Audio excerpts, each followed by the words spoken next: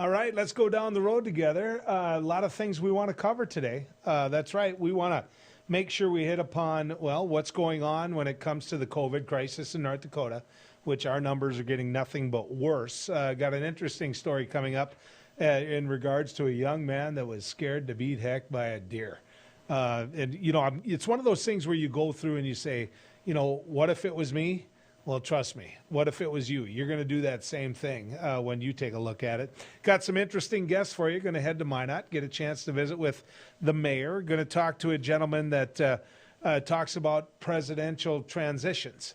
What we're all talking about now, which is when is Donald Trump going to concede, or should Donald Trump concede, or all of those type of things. Also, Mark Anderson's going to join us. Mark is I still call him the commandant. That was the common term at the North Dakota Veterans Home, which if you've never been there, that's a great thing to hop in and go down the road to. But I want to talk about the North Dakota Nurses Association.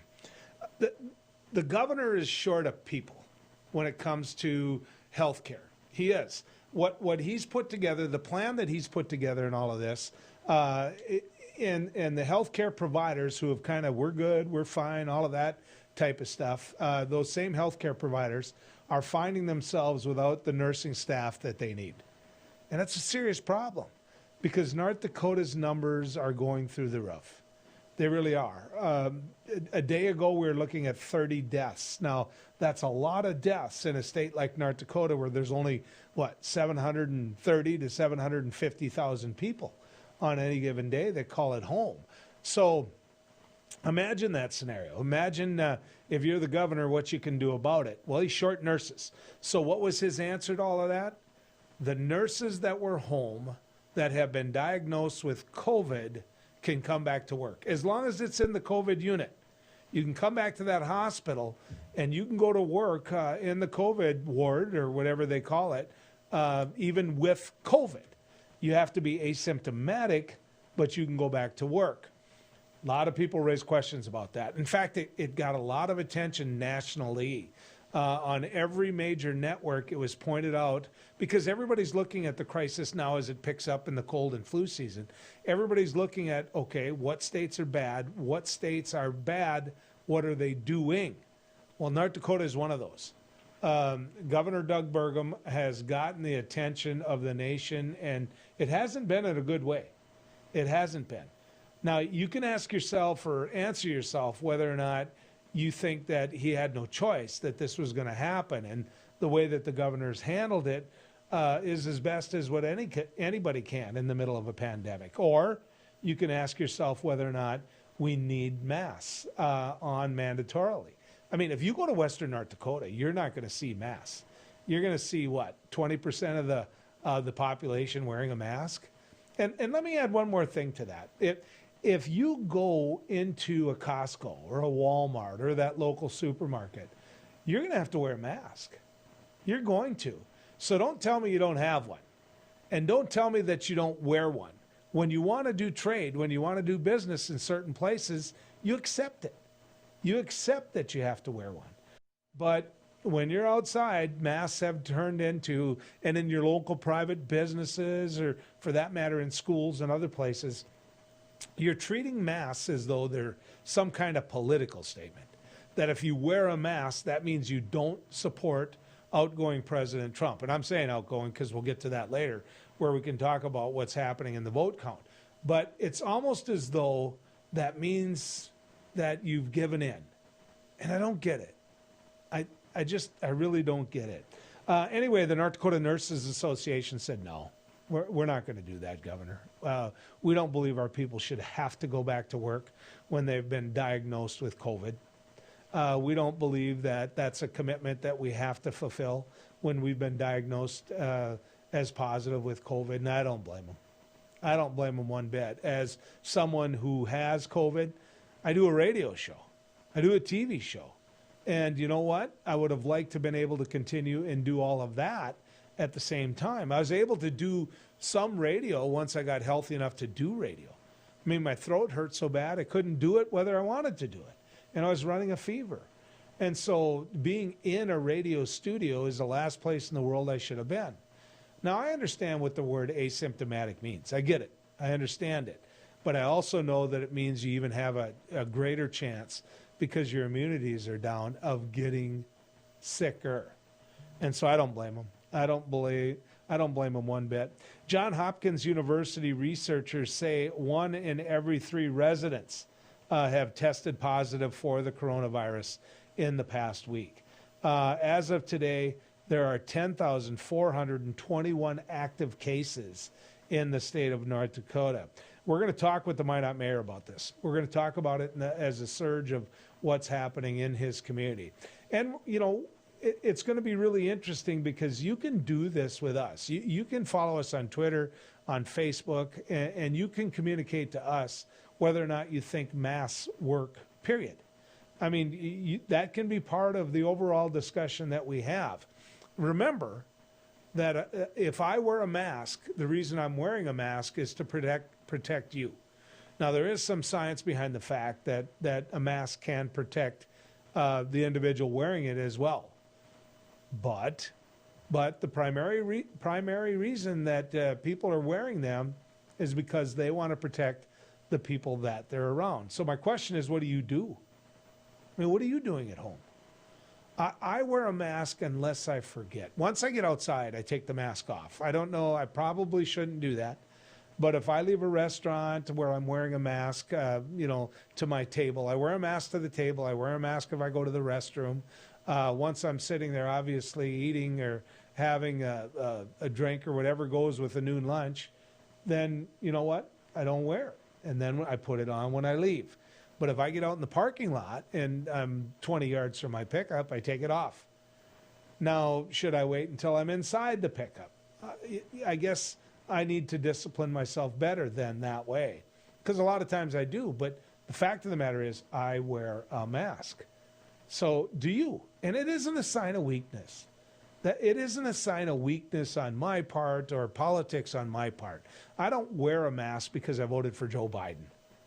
It isn't about what Joe Biden tells me to do. It's about my wife, who's a nurse, my brother-in-law, who's a doctor, my daughter, who's a nurse practitioner, tell me wear your mask. And believe me, it gets my attention when they do that.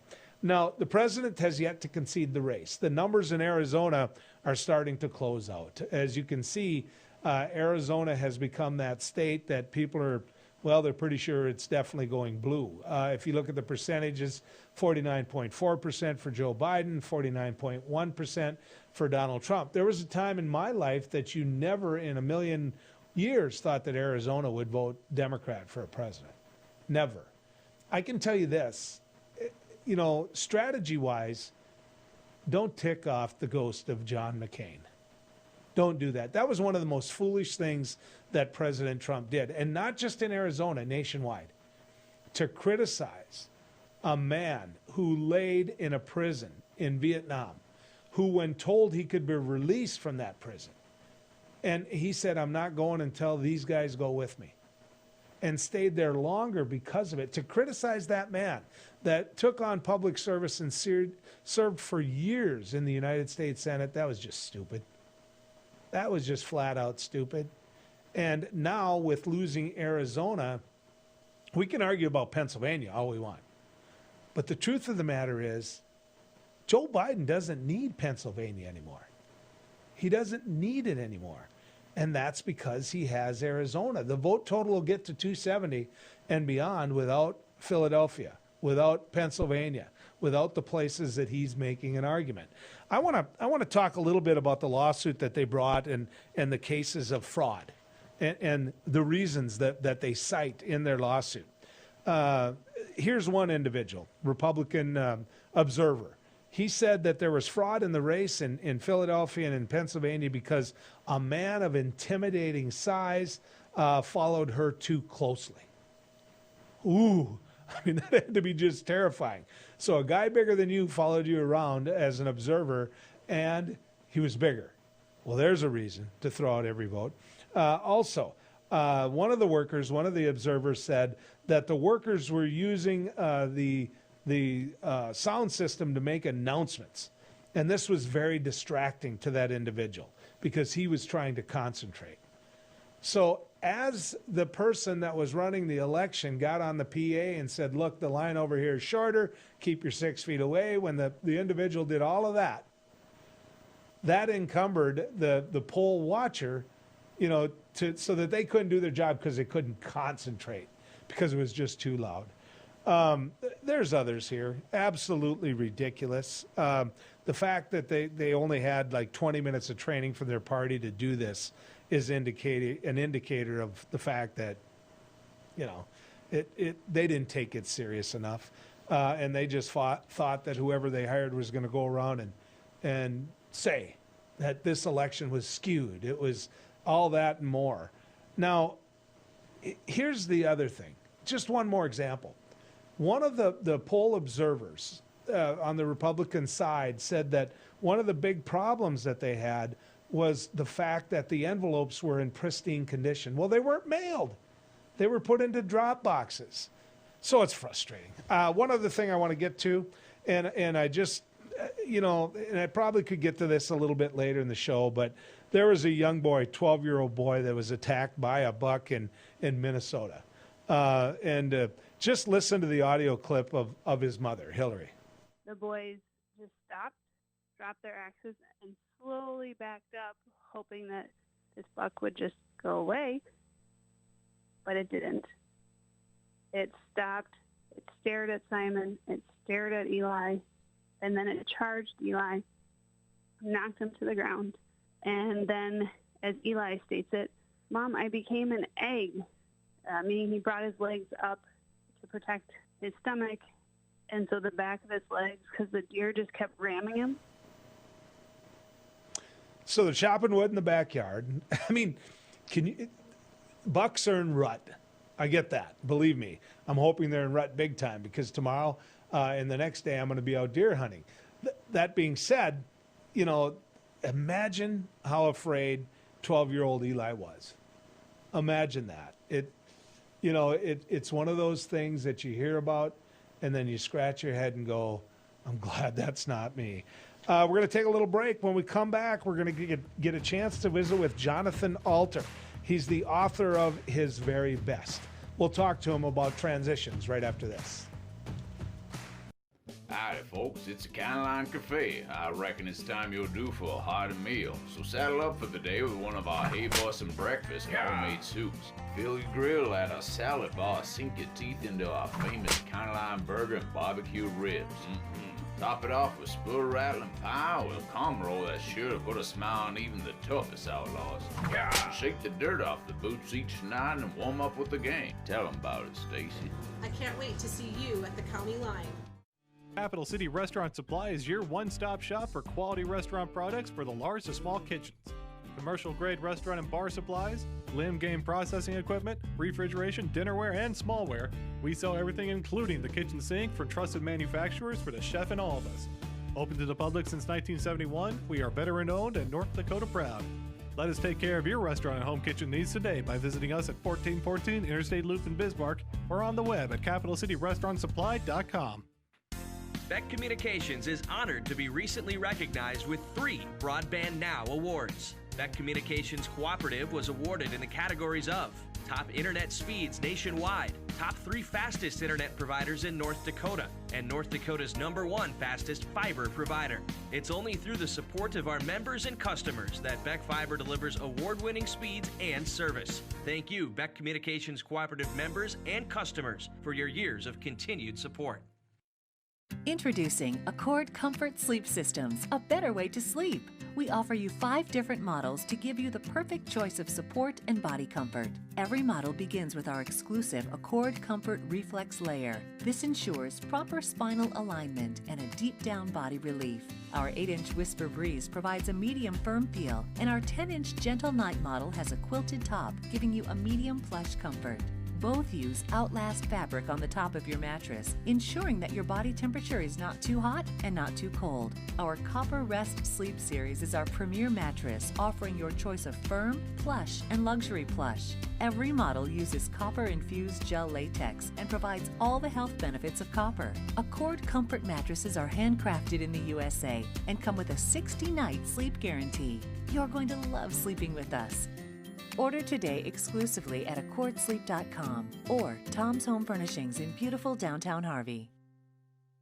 Is your business phone system outdated and expensive to maintain? Most large VoIP companies leave you on hold or struggling through online support and training for your employees. With Beck Connect, you always have fast, friendly, local support. Familiar faces with the know-how to keep you connected. Take advantage of the newest technology in voice calling, video conferencing, and virtual meeting rooms. Beck Connect gives you all the features you need with no upfront investment and no obsolete hardware or software ever again. Simplify your communications. Choose local. Choose Beck Connect.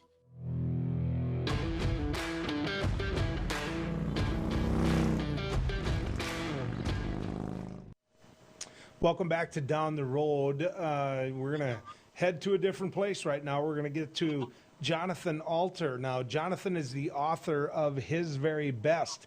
We're talking about presidential transitions. Obviously, the nation is looking at it. The Trump team saying that, the election was rigged, and the Trump team pointing out the examples where they feel that the election was rigged. And, of course, the Democrats say it's time to give up.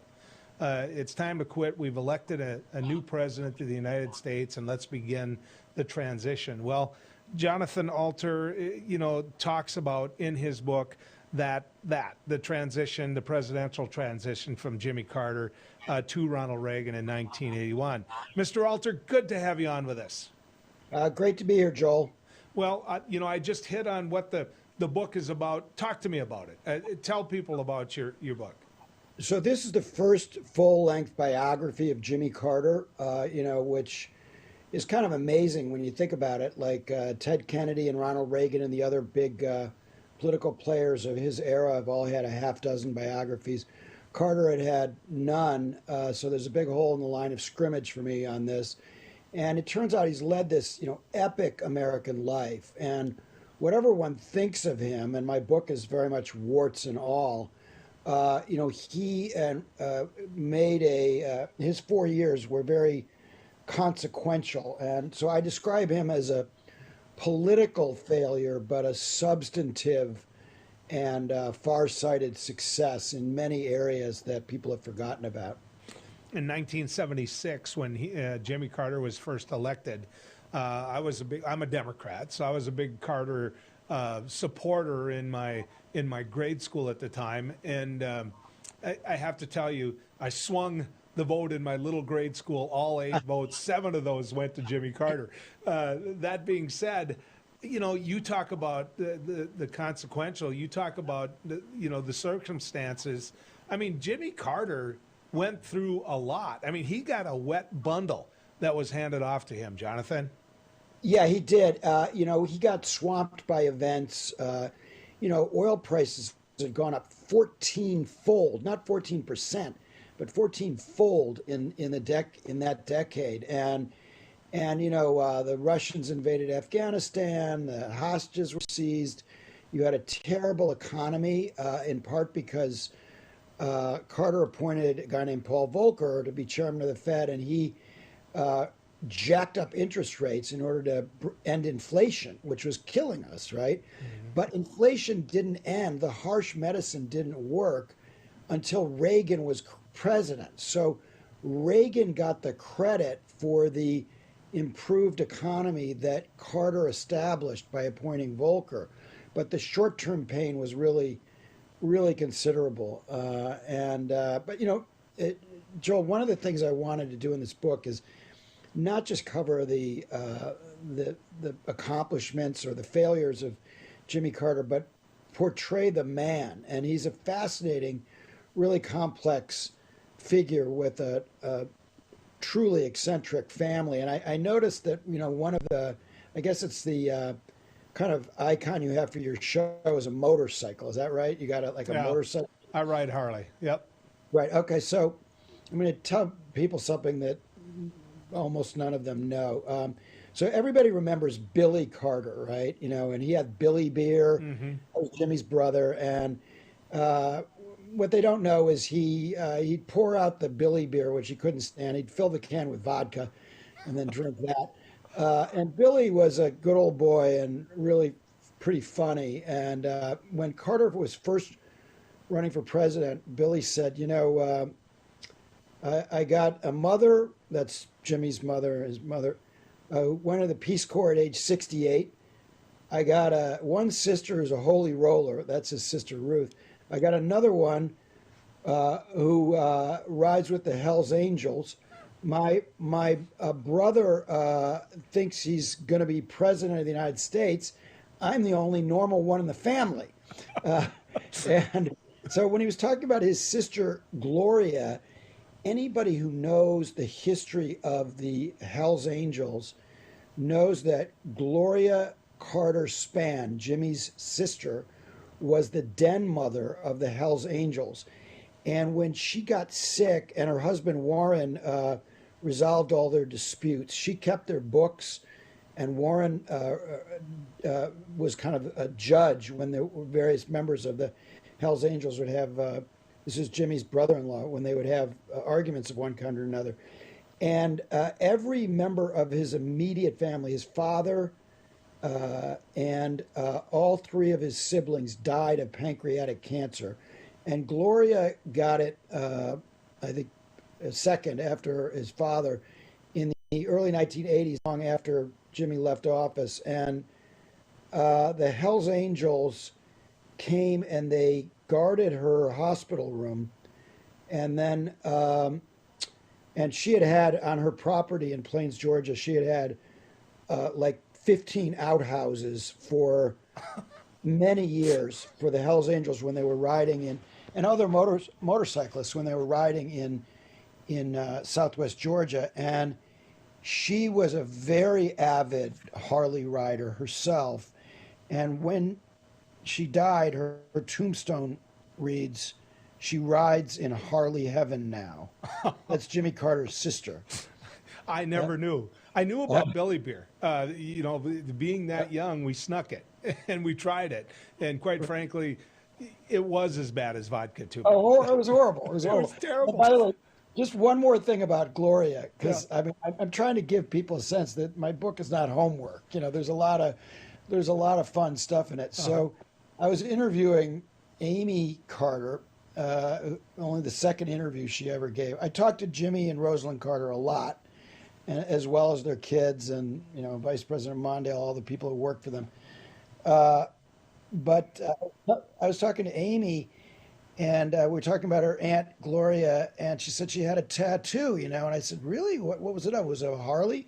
She said, no, it was Tweety Bird pushing a lawnmower. Jonathan, promise me we'll do this again. The problem you have is we have your phone number. So we're going to call again because this is too interesting to not. Okay? Okay, great. And where do people find your book? Very best. It's great. It's great. Thank you so much for having me on. Where do they find your book, Jonathan? Oh, you can get it on on Amazon or at bookstores or at a bookshop, which is for .com, which is for independent booksellers. And the book is called His Very Best, Jimmy Carter: A Life. Okay. And if you put Jonathan Alter into the search engine, the book will come up, and Jimmy Carter, the book will come up. You sold me. You sold me. Just the Hell's Angel alone sold me. Thank you, Jonathan. Thanks for coming on. There was a different transition there. There's no question about that. We're going to head to Minot when we come back. The mayor is willing to come on with us. Sean Sitma is going to join us, and we're going to get a chance to visit about what his city's going through with COVID as well. So stick around. I just went in for a regular mammogram, and I found out that I had a little tumor. Through the exam and the biopsy, it was determined that I had cancer. I got a call from one of my doctors that I was diagnosed with breast cancer. After 5 years, they found a local reoccurrence. The first thing you hear when you're told you have a cancer, it's a little daunting because you don't know where to go with it. Since 1999, in a partnership between CHI St. Alexius Health and Sanford Health Bismarck, the Bismarck Cancer Center has provided the most advanced radiation therapies and holistic support services for cancer patients and their loved ones for 20 years. I've been at the Bismarck Cancer Center since it started. I actually was in the basement of Med Center 1 before, when we had old machines and old equipment. And thankfully, the two hospitals at the time, St. Alexis and Med Center 1, joined forces to create the Bismarck Cancer Center. I walk in the door, I get nothing but hugs, and I was marveled at them. I mean, I thought it was the best place in the world. The staff is unbelievably compassionate, and they explain everything to you. Everybody's genuinely concerned about your well-being, and the level of care is just top-notch. The Cancer Center just does such an amazing job of helping people. To me and my family, the Cancer Center means life. It's given me the ability to live out my life with my family, my wife, my children, my grandchildren. Because of them, I'm 2 years out, get to move on with my life, make a difference now for other people. I would recommend this center because the minute you walk through that door, they've got your back. This center means so much to me and to the people that are in this building, and we just want to keep giving it back to the community and providing for them what they need. I'm Katie. I've been cancer-free for 2 years. I'm Steve, and I've been cancer-free for 4 years. I've been cancer-free for 10 years. 10 years. 11 years. 15 years. My name is Lainey, and I've been cancer-free for 18 years. Bismarck Cancer Center, your partner against cancer for 20 years. Who do you trust with your digital life? Not all cloud backup providers keep your data truly private. Beck Cloud Backup uses advanced multi-layer encryption to keep your family photos, videos, and sensitive business documents secure and only for your eyes. Your Beck Lightband Internet service already includes 50 gigs of free storage to keep your digital life safe and secure. Call us at 701-475-2361 to start using your Beck Cloud Backup today.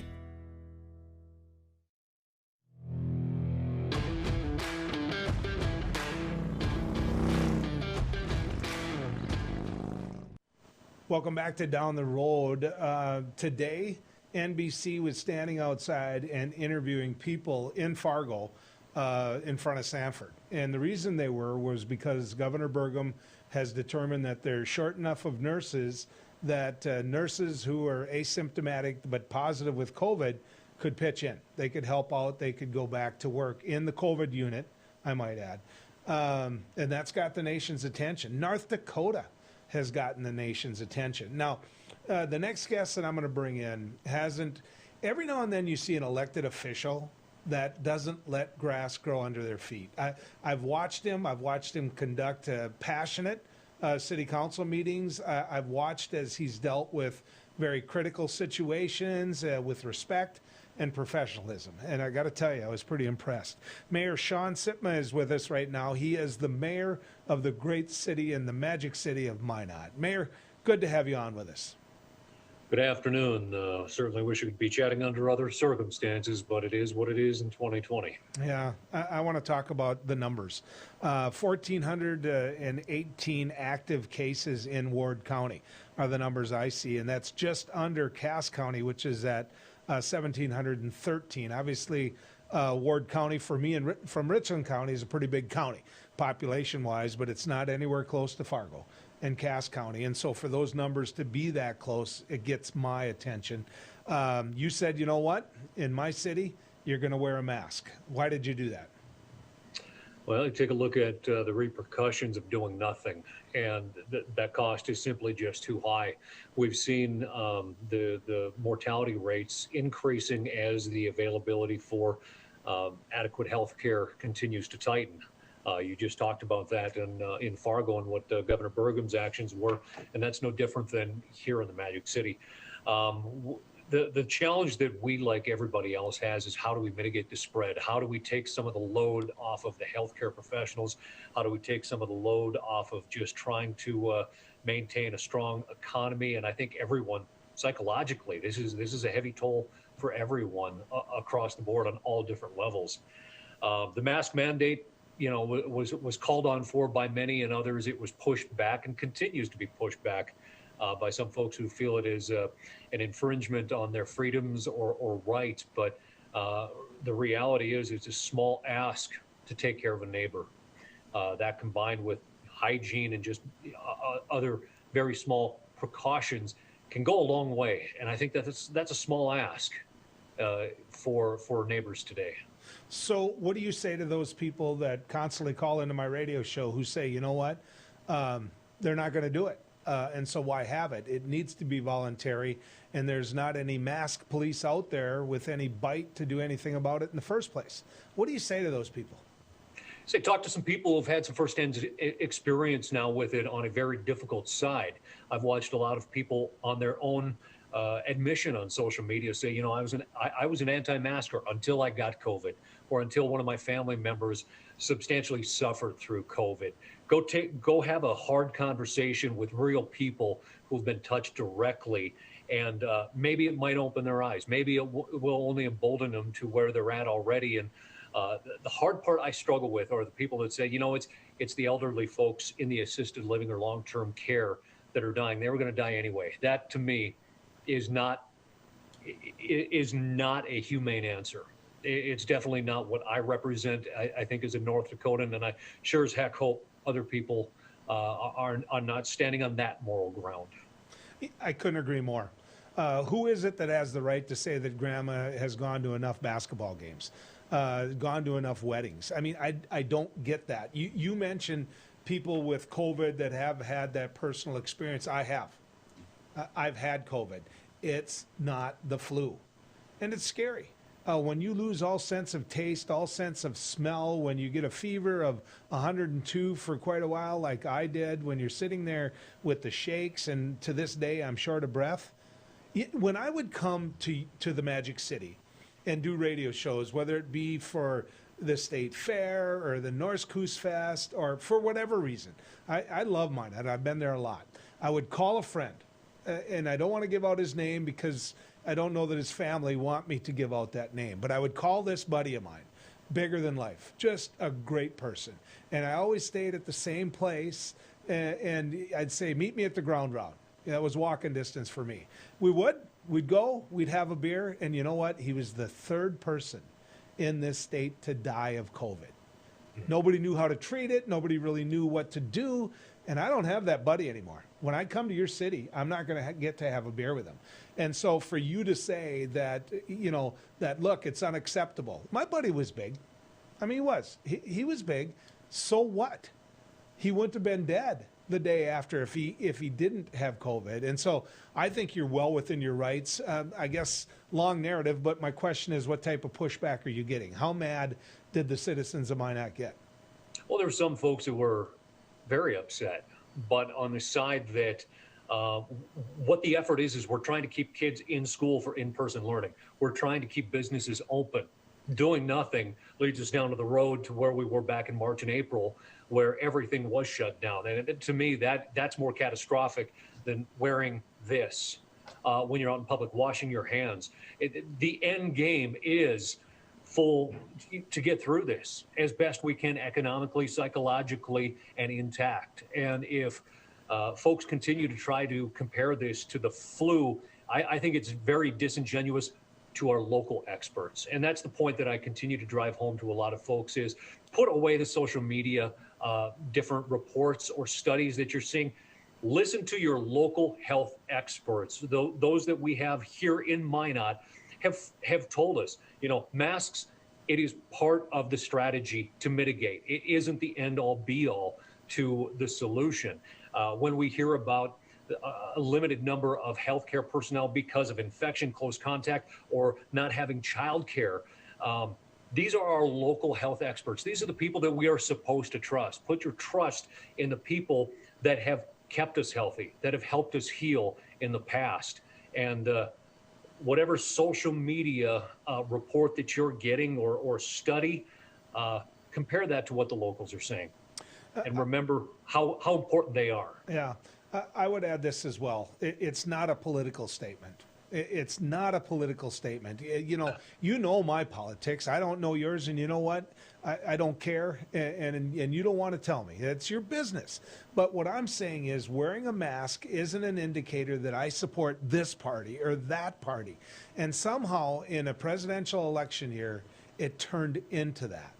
Some of the people that I've talked to that might be from the other side of the aisle than I am said, well, yeah, you're just doing that to support your candidate. I don't get that.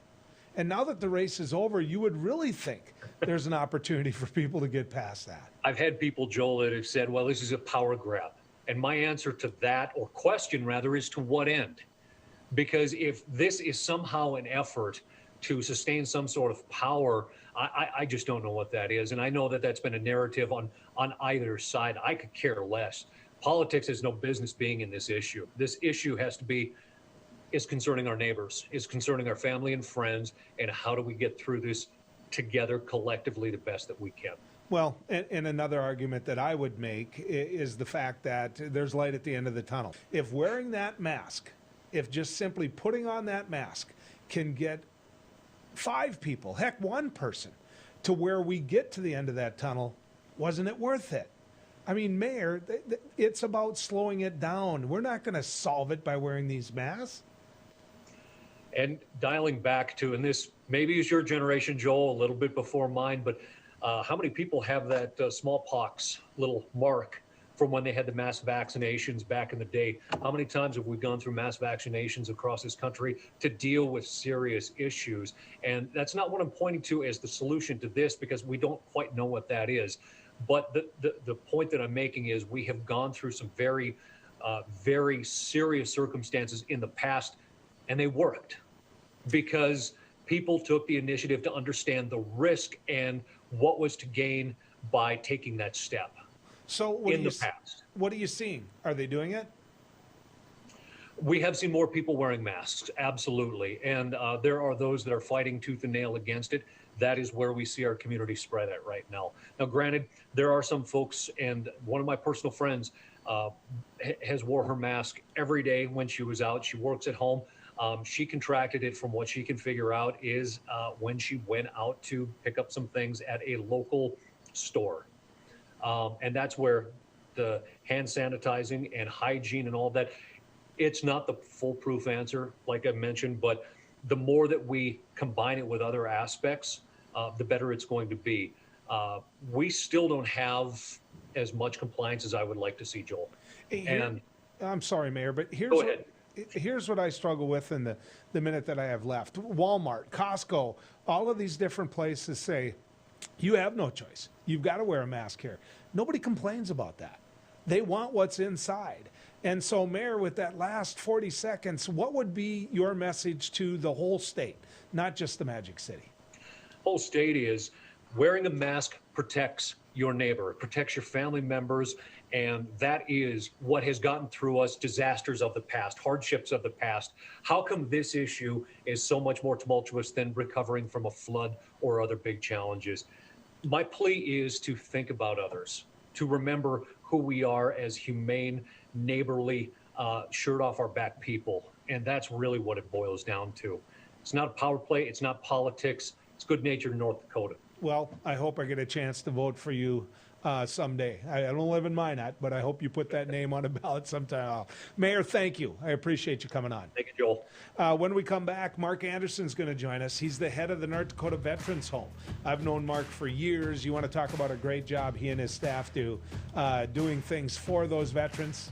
Tell you what, it's wonderful. Let's head there. Let's head to the Veterans Home right after this. Bismarck Central, 4800. 4800, go ahead. Requesting social services on-call team. Stand by. 4800 social services requesting additional information. You can advise social services that we have an 18-month-old female who was in a residence with a mother, now being transported to medical care for overdose.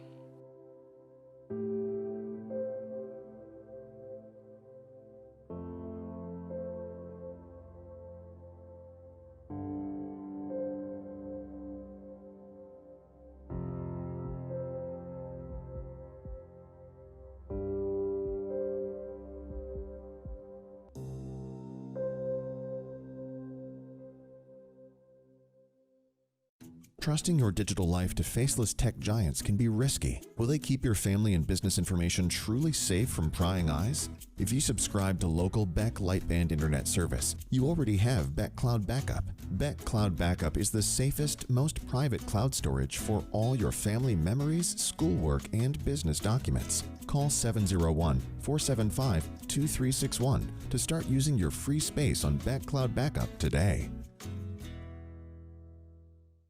You just might find the home of your dreams this weekend by watching the Alliance Real Estate Tour of Homes Sundays at 6 p.m. and Wednesdays at 7 on Beck, featuring properties from Bismarck, Mandan, Minot, and surrounding areas. The Alliance Real Estate Tour of Homes presents desirable properties that are for sale, lets you meet your Alliance realtors, and provides critical insights into local happenings from community and business leaders. Join us this Sunday evening at 6 or Wednesday at 7 for the Alliance Real Estate Tour of Homes on Beck. Today's households have more digital devices than ever before. More links to family, business, education, and entertainment. Beck Communications spent over 10 years building North Dakota's fastest fiber optic internet service. Beck Lightband Internet, outpacing speeds in large cities nationwide. Lightband Internet handles all your digital needs without throttling your connection to the world. Beck Communications, valuable digital connections in rural North Dakota. Howdy folks, it's the County Line Cafe. I reckon it's time you're due for a hearty meal. So saddle up for the day with one of our Hey Boston breakfast homemade soups. Fill your grill at our salad bar, sink your teeth into our famous County Line burger and barbecue ribs. Top it off with spoon rattling pie with a comb roll that's sure to put a smile on even the toughest outlaws. Shake the dirt off the boots each night and warm up with the gang. Tell them about it, Stacy. I can't wait to see you at the county line.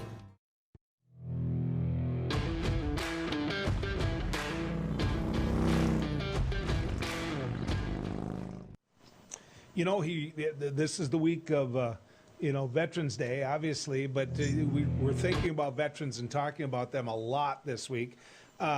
He's going to get mad at how I'm going to introduce him because, he's the boss. But his team, and they truly are a team, he's not going to like sounding like their boss.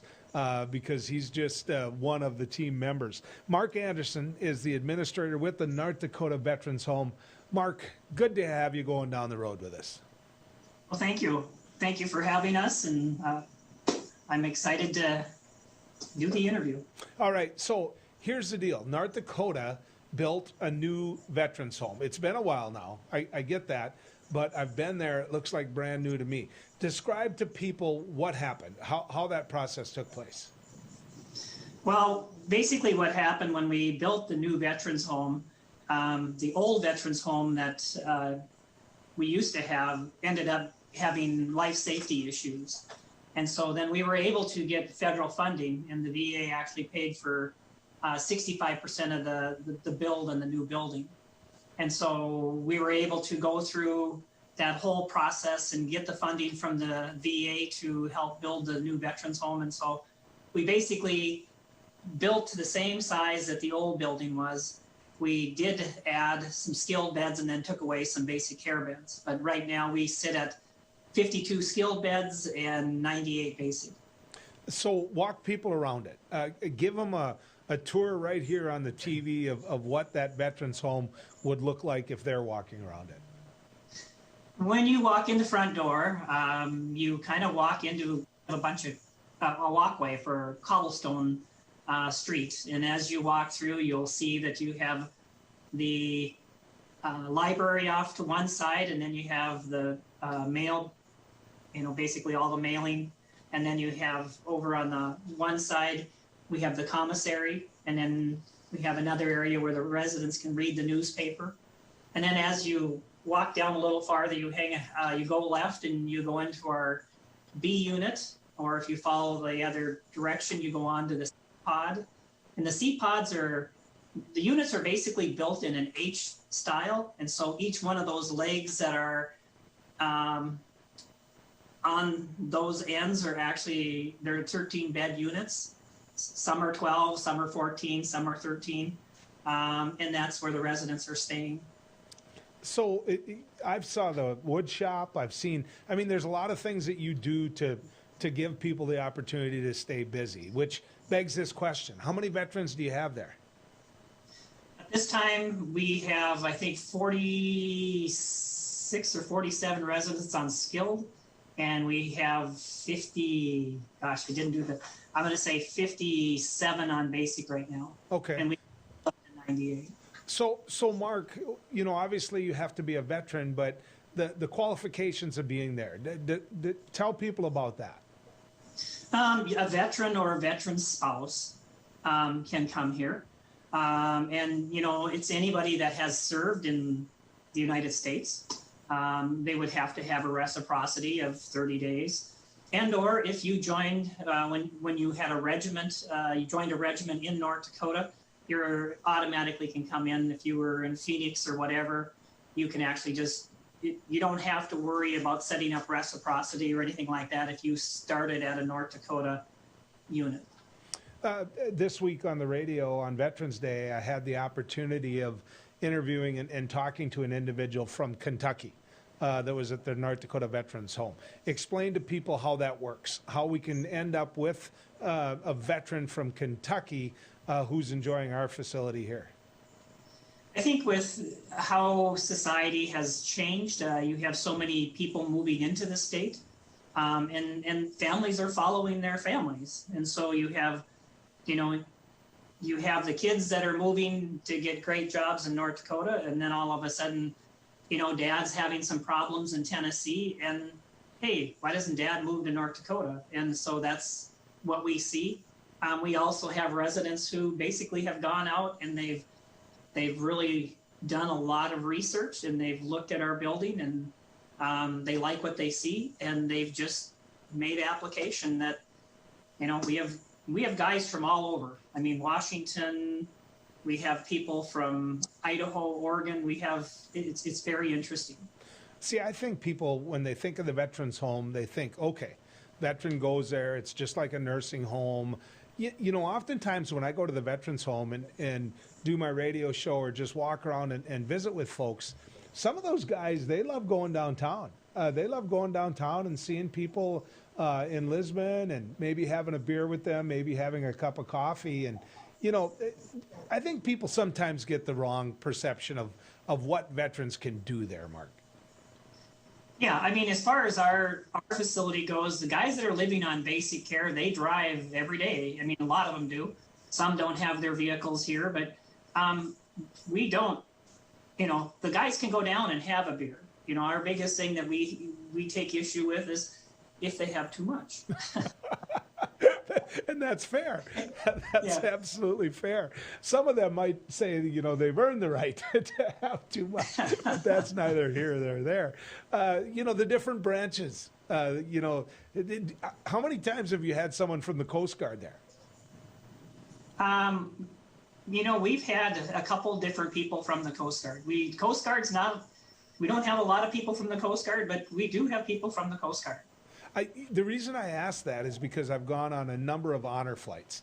And at the supper, you stay over one night in D.C., and at the supper, they have you stand up by your branch, and kind of get a little rousing going between everybody. And there's never anybody from the Coast Guard. Well, one time we did this, and they always holler it out just in case there is someone. And there was a gentleman that was from Verona, North Dakota. I think it was Verona. That was from the Coast Guard. And all those other branches started clapping. I think that they were surprised. So, I just think it's kind of cool, the pride that they take in their branch. And yet if you visit with them, they'll say, if you're visiting with a Navy guy and you say, okay, what was the best branch of service? A lot of times they're going to say, they might say Navy, but they're going to say it was all of us. I mean, all of us were in the same fight together. It has to be rewarding, Mark, to work there. It is. It's really wonderful to work here. We've got great residents, and there's a little bit of razzing and dazzing going on. It's even I have razzing and dazzing going with Overby and all the other guys too, so. And what he's talking about, well, there's a lot of it. Dean was the head of the North Dakota American Legion. And of course, yeah, you're going to take some razzing from him. I do every boy state when I do some radio there. The fact that it's fun makes it fun for those individuals that live there too. It really does. We're losing slowly, in fact, quite rapidly, I should say. That greatest generation, the World War II vets, and now you're on into the Korean vets heavily. And it's a time. I mean, it's a factor that weighs in. So, Mark, thanks for coming on, and thanks for what you do. Tell Susie and your whole staff there that they do a great job. And this Veterans Day week, it's a good time to remember about the North Dakota Veterans Home. So, thanks for coming on. Yes, thank you so much for everything you do for us. You bet. Mark Anderson, ladies and gentlemen, got a great job. But here's the thing. He does a great job. He and his staff are absolutely amazing. When we come back, I'm going to close with some comments that'll get you either mad or happy, or make you shake your head, or make you squint a little bit, or maybe, just maybe, you might agree. He once won a spelling bee in an ancient language that he did not speak. He is the only man to ever earn extra credit on an IQ exam. His academic degrees are considered legitimate spending currency in 22 nations, 2 principalities, and at Chick-fil-A restaurants in the United States and Western Canada. I do not always engage with education programming, but when I do, it is the Dr. Duke Show. Stay educated with the Dr. Duke Show, weekdays at 4 p.m. on Beck News. Introducing Accord Comfort Sleep Systems, a better way to sleep. We offer you 5 different models to give you the perfect choice of support and body comfort. Every model begins with our exclusive Accord Comfort Reflex Layer. This ensures proper spinal alignment and a deep down body relief. Our 8-inch Whisper Breeze provides a medium firm feel, and our 10-inch Gentle Night model has a quilted top, giving you a medium plush comfort. Both use Outlast fabric on the top of your mattress, ensuring that your body temperature is not too hot and not too cold. Our Copper Rest Sleep Series is our premier mattress, offering your choice of firm, plush, and luxury plush. Every model uses copper-infused gel latex and provides all the health benefits of copper. Accord Comfort mattresses are handcrafted in the USA and come with a 60-night sleep guarantee. You're going to love sleeping with us. Order today exclusively at AccordSleep.com or Tom's Home Furnishings in beautiful downtown Harvey. Capital City Restaurant Supply is your one-stop shop for quality restaurant products for the large to small kitchens. Commercial-grade restaurant and bar supplies, limb game processing equipment, refrigeration, dinnerware, and smallware. We sell everything including the kitchen sink from trusted manufacturers for the chef and all of us. Open to the public since 1971, we are veteran-owned and North Dakota proud. Let us take care of your restaurant and home kitchen needs today by visiting us at 1414 Interstate Loop in Bismarck or on the web at CapitalCityRestaurantSupply.com. My name is Rich Shook, and I lost my best friend in a grain bin accident. Some of the emotional scars that when these incidences happen just resonates throughout the community like dropping a rock in a pond. I guess I'll never forget.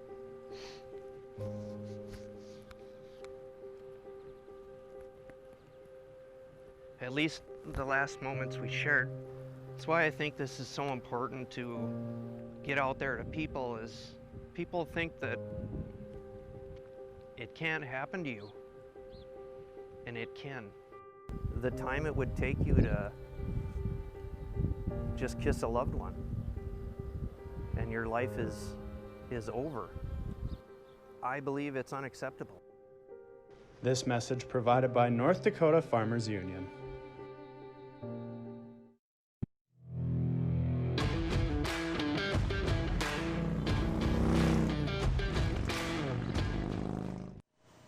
Hey, I want to share with you just some closing thoughts. There's a survey out there, and it's at their website, ND United. Just do the Google, you're going to find them. What that is it's the organization that represents the public workers, from the men and women that are in the snowplow to the teachers that are in the public schools. And so that's what ND United is. Now, they took a survey over COVID, and they asked the teachers how we're doing, what needs to be done, can we do better, that type of survey. Now, here's some results from it that jumped out at me. when I took a look at it. 86% of those people surveyed think there should be a mask mandate in schools. Now, what we've done is we've allowed that decision to be local. So the local school board can say, you don't gotta have it. But yet those teachers are gonna have to teach in it whether or not the school board does it or not, right? And so if the school board says you don't have to do it, they're not gonna do it. And then the teachers are the ones that have to be in that room. So they're saying it needs to be. That the governor and the superintendent of public instruction, Kirsten Baszler, need to require a mask mandate. And I don't think it's asking too much. I don't think it is. They want a mask mandate in schools. In fact, many of them, when you look through the survey, believe that it should have happened statewide. In fact, let's go to the next graph I want to show you. 67% believe that Governor Burgum has not gone far enough when it comes to what he's supposed to be doing is protecting the state from COVID. Now, when you think of that survey, you know, growing up, a lot of people thought, oh, okay, well, this is the political side of the aisle that teachers are on. When you dig into the survey, you're going to see that it isn't one side of politics or the other. That is not the case. You're going to see people from both sides of the political aisle. Then you're going to think, well, it's all women. It's all teachers that are women. That's not the case either. That's not the case either. I mean, there's a lot of male teachers, a lot of female teachers, and what you're going to see is a consistency in the report from both genders. So, what do? I mean, what do you do to address their concerns? Do you do anything? I think you do, right? Whether it's partitions, I want my grandkids in school. They do better when they're in school than when they're learning at home. They do. But what steps need to be taken so those teachers want to be in that school? Because we don't have enough teachers now. And as far as substitute teachers go, there's nobody volunteering. There isn't. You know, I live around a little lake. And around that little lake there's a number of retired teachers, retired administrators. And they have been called upon to be substitute teachers. You know what happens when they're asked? They saddle up. They go in. They work on behalf of that school on a day when a teacher's sick, or maybe a week when a teacher's having a baby. I don't know what they're there for. I know this, they go. But they're not going to go if the circumstances aren't right with COVID. Because if you retired, you're not the youngest person in the room, right?